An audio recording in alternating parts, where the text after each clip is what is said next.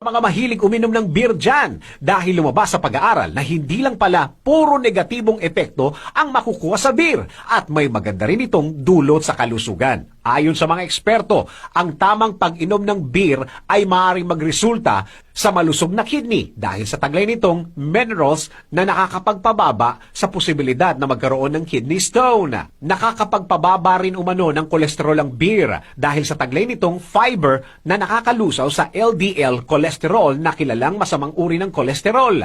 Napag-alaman sa mga dalubhasa na nakakabawas sa posibilidad ng heart attack at nakakaiwas sa pagkakaroon ng blood clot ang beer dahil sa nutrient content nito na mas masustansya pa sa wine. Lumabas din sa pag-aaral na nakakataas ng vitamin B, nakakapagpatibay ng buto, nakakagamot ng insomnia, nakakaalis ng stress at nakakapagpabata ang pag-inom ng beer. Ayon sa mga eksperto,